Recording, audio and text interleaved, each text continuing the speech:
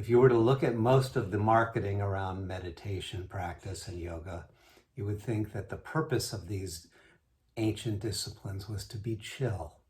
And they can help soothe and regulate the nervous system, but there's a deeper call and there's a deeper purpose for these sacred practices, which is really to reconnect ourselves to the very source of wisdom, of creativity, and of love, so that we can live an awakened life in the midst of our situation, which, if you've been paying attention globally, is dire.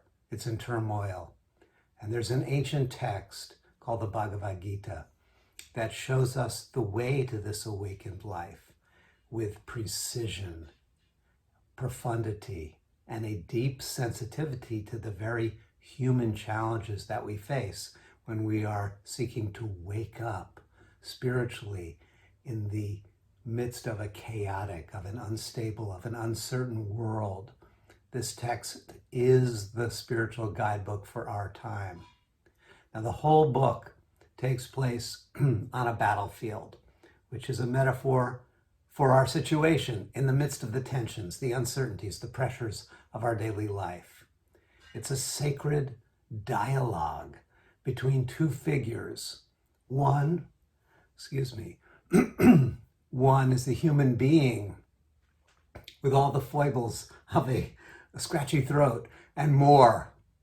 And the other is the incarnation, the expression of divine wisdom. And in this dialogue, there's a teasing out and a untangling of the human challenges in order to awaken fully to the grace that is available, to the power and the presence that is available.